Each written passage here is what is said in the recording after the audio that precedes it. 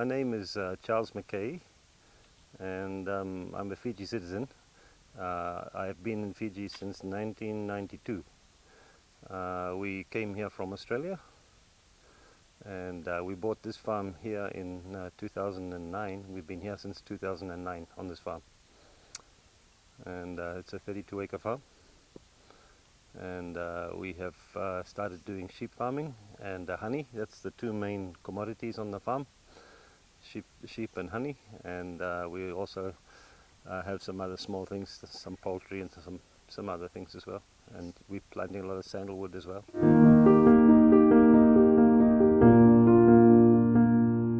Our vision was to plant ourselves in the land and have a small place of our own, so we could model to other farmers the kind of things that we really want to do. We're very, very much interested in sustainable agriculture. We're into organic agriculture. We don't like using fertilizer. We don't like using spray. If you look here, you'll see that there's no use of spray on this farm. But God has been good, and the land is fertile and productive, and we are just trying to utilize the natural God-given ways for regenerating the land. So the Ministry of Agriculture, they came here, I think in 2010. I think they gave us some assistance to put up a few rolls of wire and a few sheep, and the small structure behind the sheep shed. They helped us to construct that, and we were thankful for that. And unfortunately, the sheep shed has been knocked down in the last Cyclone Yasa, but we are in the process of rebuilding that. We've put a lot of our own investment, our own money as well, to expand the fencing, and we probably have something close to about maybe 13 acres, I think, under fencing at the moment. We have probably another 10 acres also fenced, which was originally funded with the help of Ministry of Agriculture. They gave us the fencing for that, going right up the hill as well. And that fencing now, we need to look at repairing that and replacing it. It's starting to get a bit worn out now.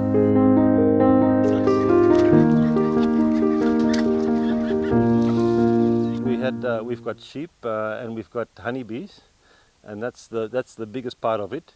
Up the hill up there, we've got a bunch of coconut trees as well, so we also have coconut trees. We've got sandalwood trees planted, we've got some mahogany, some teak, so we're going on with a lot of long-term timber crops.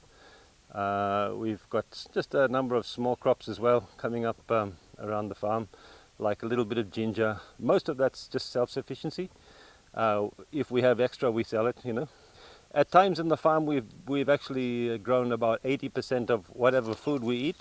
We actually grow 80% of that on the farm and just spend about 20%, in the store. And we've got ducks and chickens as well. We do meat birds. We've done layer birds in the past. We're not currently doing layer birds, but we also do ducks. We get a lot of sales for that. Local people buy the meat birds from us as well.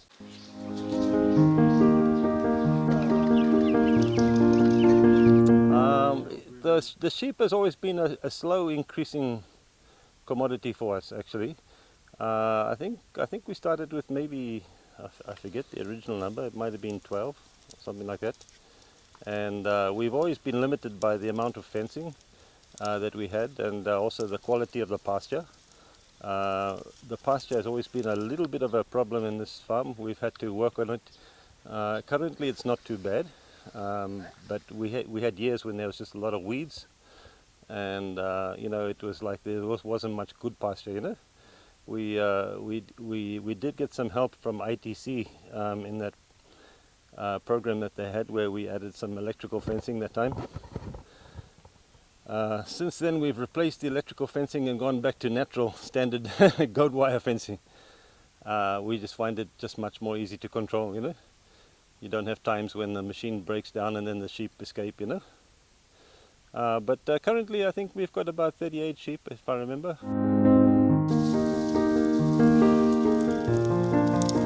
we appreciate it. The government's been good to us. To be quite frank, I haven't received a lot of training in technical terms from Ministry of Agriculture regarding sheep farming. And we've found that the veterinary support in the years past has been a little lacking. I think it's improving slightly now, which is good, you know. But in terms of monetary assistance, the Ministry of Agriculture has been quite good to us, I think. They've given us a lot of assistance, and we've tried to be faithful and to use everything that's been given wisely, and not just like, you know, receive things and then don't do anything with it, but we actually really try to put whatever's given to us into you know, into use, and try to maintain it as well, you know.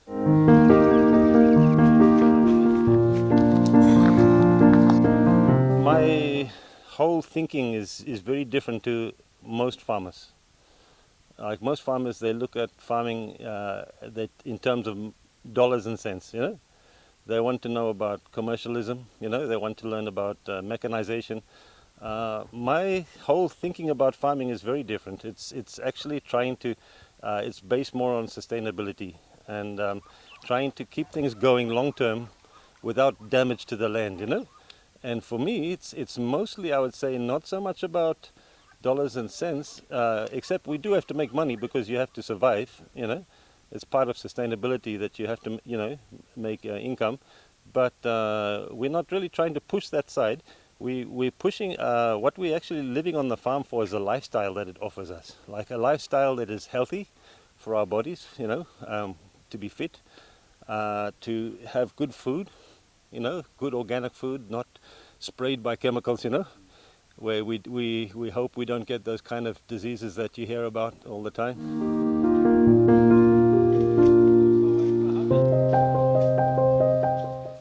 And my gauge for that, if I could say, like this used to be a cane farm before. The whole farm was sugar cane before, and there was no trees at all. This is a forested block now.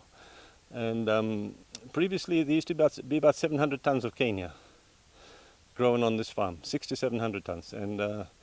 And so my benchmark for success was always if we could earn the equivalent amount of money what the 600 to 700 tons of cane would bring, if we could bring an equivalent amount of money from all the little commodities, you know, and activities that we do. So like one of the activities that we do on this farm, which I haven't yet mentioned, is bee training. Like this farm is a center where we actually train other people in beekeeping. And that's actually a major form of income for us. We actually derive, you know, a reasonable amount. But we have passed the 600 or 700 tons benchmark, you know, of cane. Now we are earning more than that, you know, from all these little activities that we do on the farm. The beautiful thing about sheep is I never have to look for a market. The market comes to me. People just naturally are ringing me up all the time. If I see somebody in town, they'll just say, hey, any sheep for sale, you know, and we always write their name down. And we have before sheep are even born, we already have orders. So we know we don't have any problem. And the price of sheep, as you know, at the moment is really good, you know.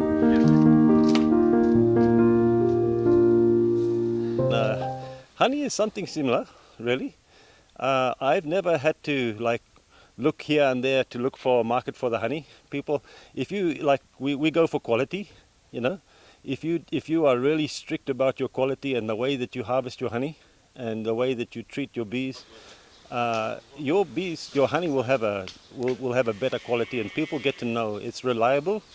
It's a product that they can come back and they'll come back to you time and time again. They'll avoid just buying honey in the store. You know, they'll actually come directly to you and say, I want your honey.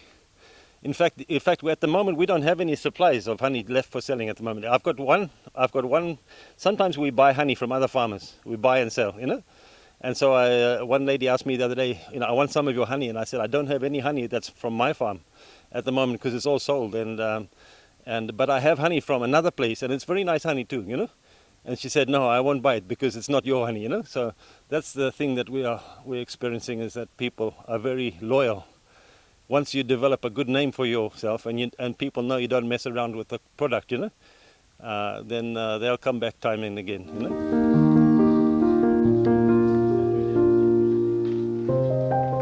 Well, we want to keep on going. Just keep. Yeah, if I may share, something from the Bible.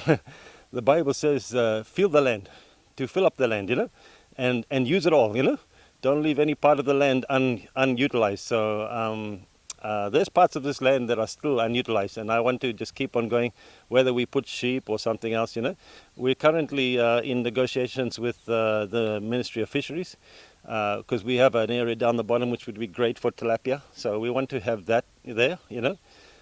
We are currently, tomorrow actually, we have our first group of tourists coming onto the farm. So we're going to be doing farm tours, showing people what all we're doing. So that's starting tomorrow. So that's the first time we're starting that part of this business. So we're doing agritourism, and so we're trying different. It's about hustle. You've heard the word hustle. You got to have a number of different things.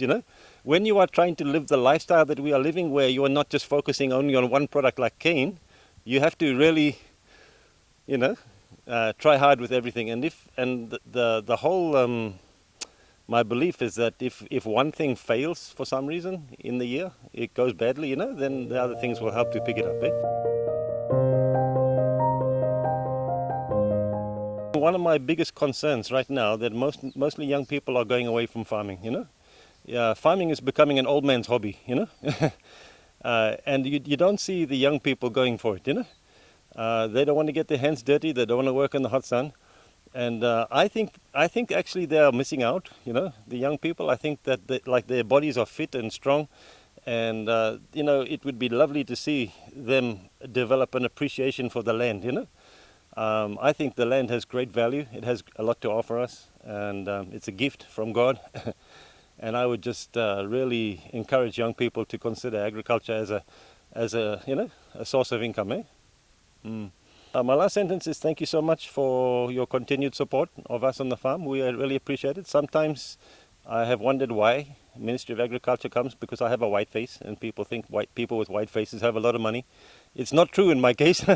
I don't have plenty of money, but I just thank the Ministry of Agriculture that you have not judged me by the color of my skin, but you have considered that I'm just a citizen like everybody else, and I'm so appreciative of that.